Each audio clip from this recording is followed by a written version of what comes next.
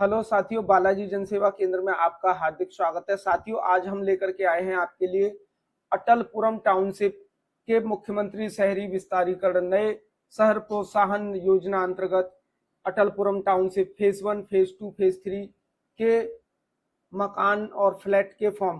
तो साथियों, जैसा कि आप इसमें देख रहे होंगे, पंजीकरण प्रारंभिक की तिथि जो थी 14/5/2026, और जैसे ही मुझे पता चला कि अटलपुरम टाउनशिप में कुछ प्रधानमंत्री आवासीय योजना के ऑनलाइन आवेदन चल रहे हैं, तो मैंने तुरंत सोचा कि आपके लिए इसके बारे में इंफॉर्मेशन दे दूं।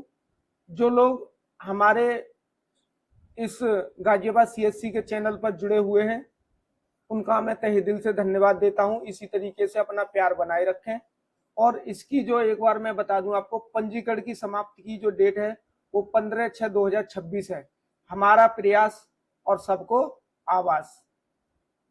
साथियों, जैसा कि आप इस वीडियो में देख रहे होंगे कि इसमें प्रधानमंत्री और मुख्यमंत्री के अलग अलग होते हैं, लेकिन ये मुख्यमंत्री वाला है, जो कि इसमें आप देख रहे होंगे अटल योजना की महत्वपूर्ण स्थलों से कहां कहां पर कितनी कितनी दूरी है।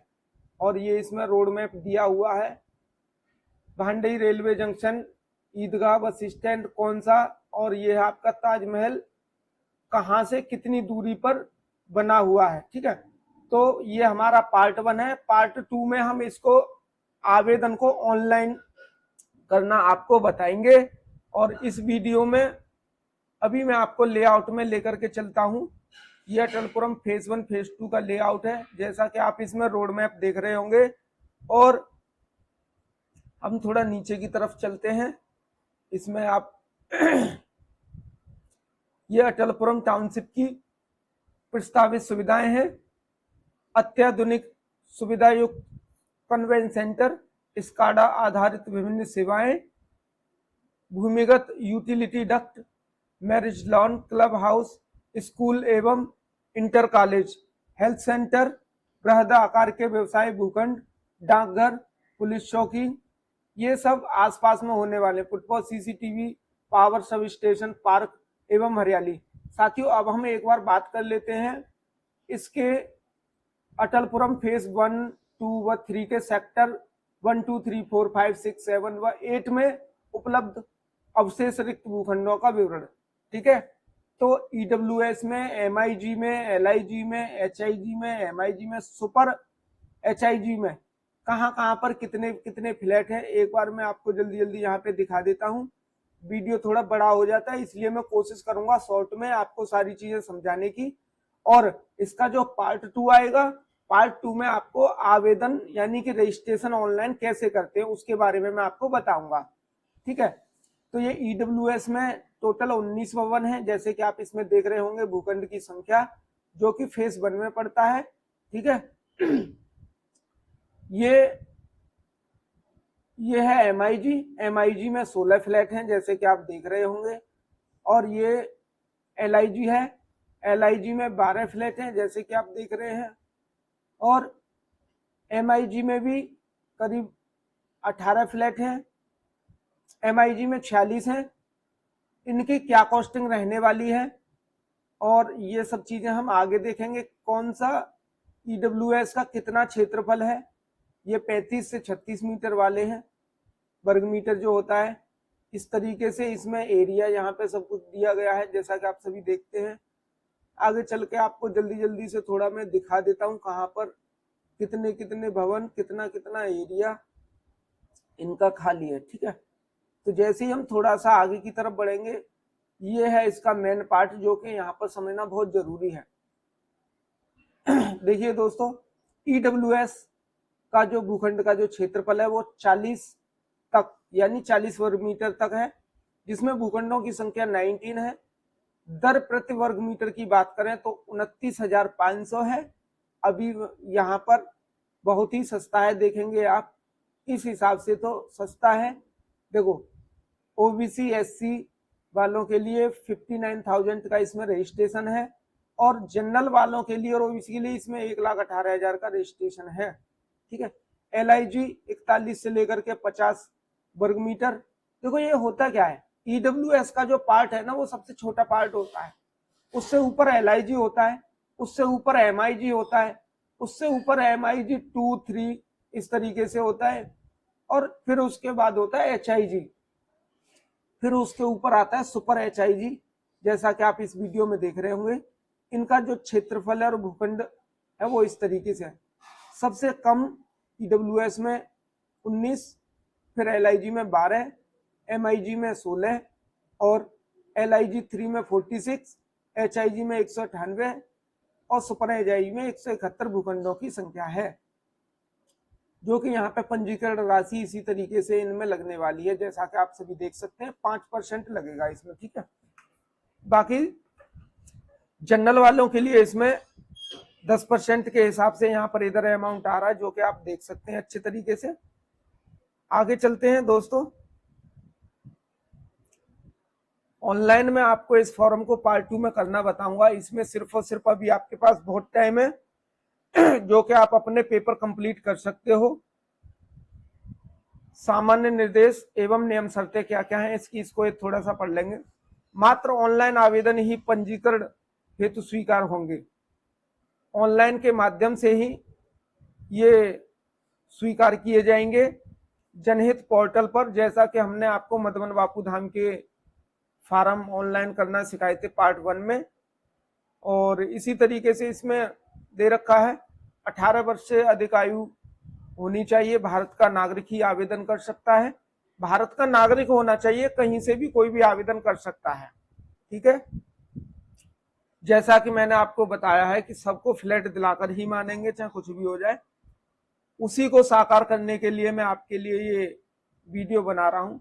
और ऑनलाइन आवेदन हेतु स्वयं का फोटो, आधार कार्ड, पैन कार्ड, शपथ पत्र, जाति प्रमाण पत्र, जो कि ऑनलाइन के माध्यम से आपको इसके अंदर अपलोड करना होगा। आवेदन फार्म सही पूर्ण भरा हो, वांछित अभिलेखों को ऑनलाइन अपलोड करना ही अनिवार्य होगा। अपूर्ण, अगर आप अधूरा भरते हो, कुछ गलती होती है, तो अपलोड न होने पर आवेदन पत्र आपका निरस्त कर दिया जाएगा, ऐसा इसमें लिखा हुआ है। एक से अधिक या संयुक्त नाम से पंजीकरण नहीं किया जा सकता। मात्र पति पत्नी का संयुक्त पंजीकरण अनमान्य होगा, यानी कि केवल पति और पत्नी संयुक्त पंजीकरण कर सकते हैं। विज्ञापन प्रकाशित होने के उपरांत किसी भी कार्य दिवस में अटलपुरम योजना स्थल का निरीक्षण किया जा सकता है, यानी कि आप अटलपुरम योजना के स्थल पर जाकर के वहां निरीक्षण कर सकते हो कि कितने बड़े बड़े हैं, किस तरीके से। अगर मेरे पास कमेंट ज्यादा से ज्यादा आएगा तो मैं वहां की वीडियो भी आपको बना के प्रोवाइड करवा दूंगा, लेकिन कमेंट आएगा तब, ठीक है। लकी ड्रॉ की बात करते हैं।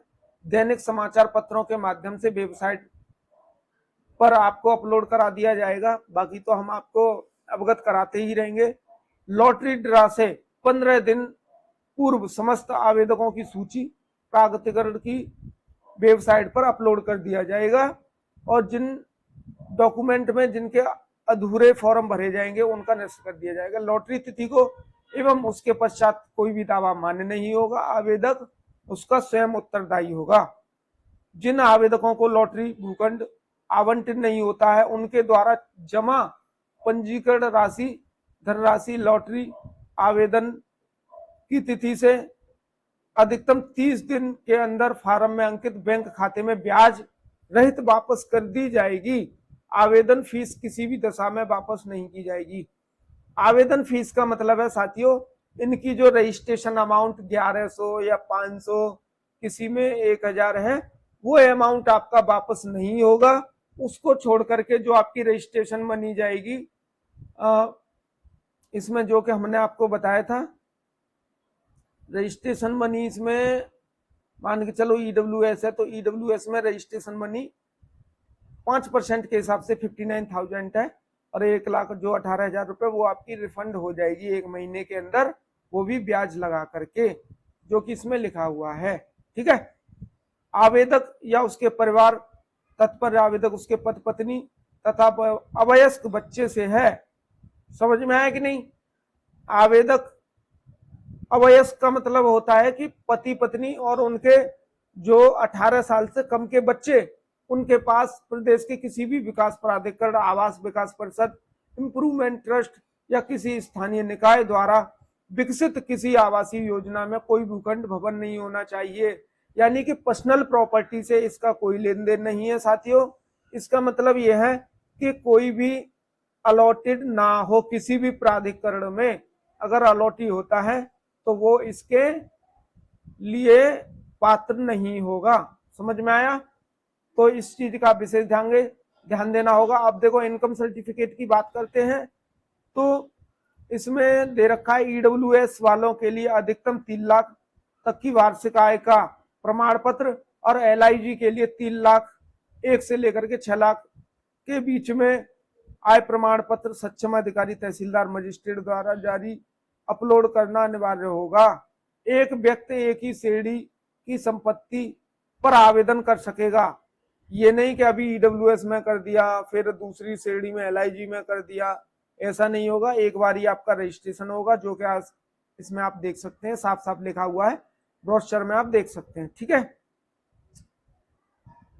आप इसमें देखेंगे सारी चीजें बिल्कुल क्लियर कट बताई हुई हैं, और बाकी तो हम आपको पार्ट 2 में सब कुछ रजिस्ट्रेशन करना बताएंगे ही। ये वीडियो सुबह अभी 7 बजे मॉर्निंग में अपलोड हो जाएगी, आप देख सकते हैं ना पूरा। बाकी शाम को 5 बजे इसका पार्ट 2 आ जाएगा। लेकिन साथियों आपसे एक हाथ जोड़ के रिक्वेस्ट है, वीडियो आप पूरा देखा कीजिए, और कोई भी चीज समझ में ना आए तो आप मुझे कमेंट करके पूछें। कॉल इतना आता है मेरे पास, मैं सबके कॉल अटेंड नहीं कर पाता हूं, क्योंकि एक एक बार में 3-3 4-4 कॉल आ पाते हैं, तो मैं एक का ही जवाब दे पाता हूं, बाकी 2 कॉल छूट जाते हैं।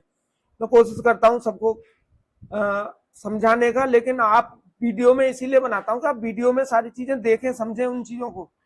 हाँ, अगर कोई चीज समझ में नहीं आ रही आप कमेंट कर दें, कमेंट में भी मैं सबके रिप्लाई दे देता हूं। ऐसा नहीं है कि मैं सबके कमेंट में रिप्लाई नहीं दे पा रहा हूँ, कमेंट में दे देता हूँ, आप कमेंट करें दोस्तों। बाकी देखते हैं, संपत्ति की संख्या घट बढ़ सकती है जिसमें कोई दावा मान्य नहीं होगा। क्षेत्रफल की वृद्धि होने पर 10% आवंटन पर और शेष 90% क्षेत्रफल पर तत्पन्न लागू सर्कल दर की धनराशि भुगतान किया जाना होगा, जो आवंटी को मान्य होगा। भूखंड जहां है जैसा है के आधार पर आवंटित किया जाएगा।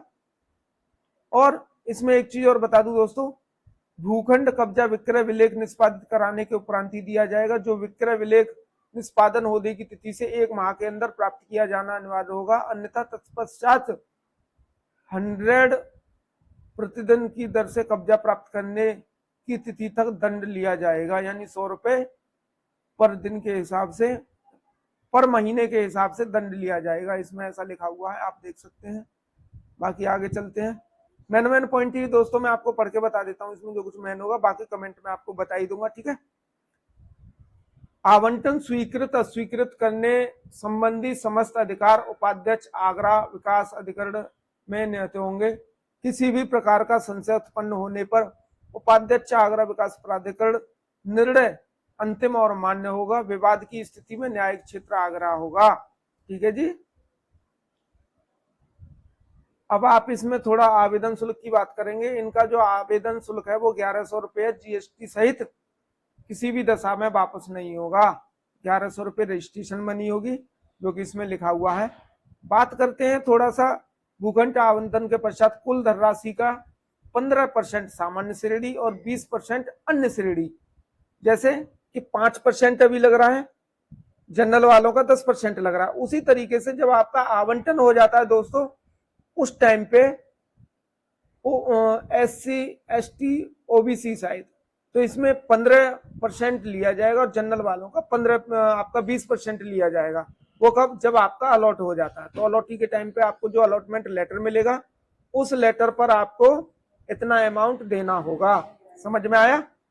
LIG MIG HIG एवं सुपर HIG संपत्ति का अवशेष 75% धनराशि 12% साधारण ब्याज के साथ 12 त्रैमासिक किस्तों में EWS शेष श्रेणी शेष 75% धनराशि 12% साधारण ब्याज के साथ 20 त्रैमासिक किस्तों में भुगतान किया जाएगा।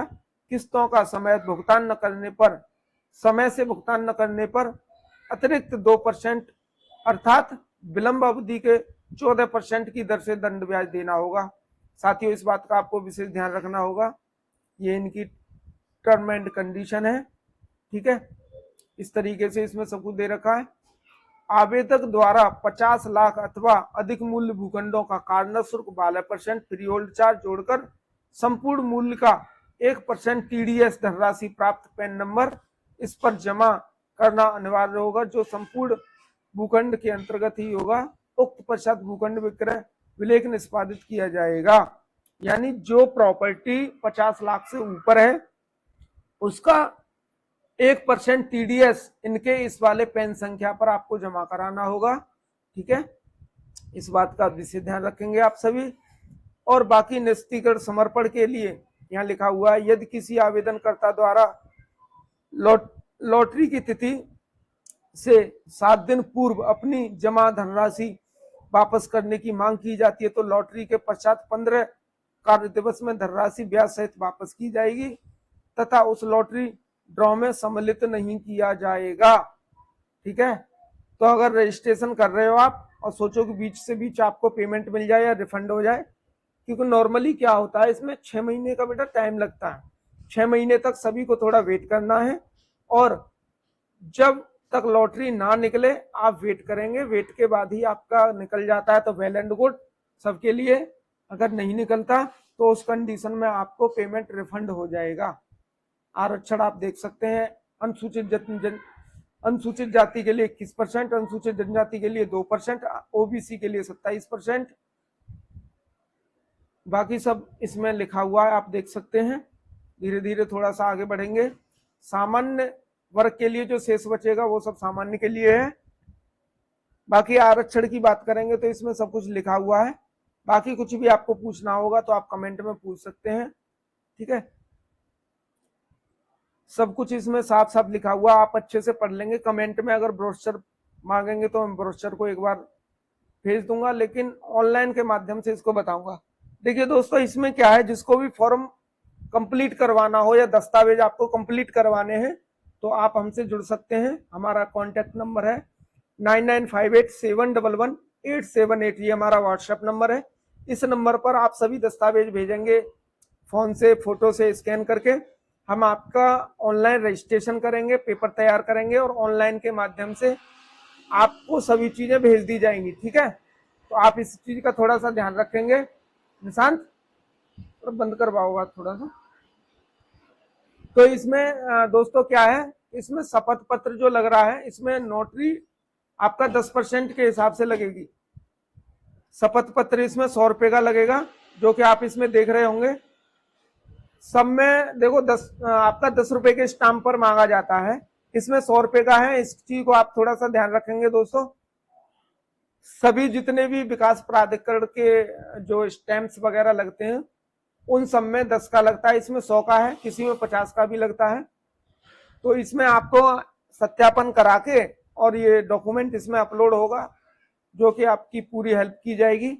अगर किसी तरीके की कोई भी प्रॉब्लम आपको इस वीडियो में आई होगी तो आप कमेंट में हमें सारी चीज पूछ सकते हैं। अटलपुरम टाउनशिप है, ये आपका आगरा विकास प्राधिकरण में आता है। बाकी हम दोस्तों मिलते हैं पार्ट 2 में, ऑनलाइन करेंगे इसका पार्ट 2। किसी को किसी भी तरीके की डॉक्यूमेंट की या दस्तावेज की जरूरत होगी तो आप हमारे दिए गए कॉन्टेक्ट नंबर पर व्हाट्सएप करें, आपकी पूरी हेल्प की जाएगी। नमस्कार, धन्यवाद, मिलते हैं नेक्स्ट वीडियो में।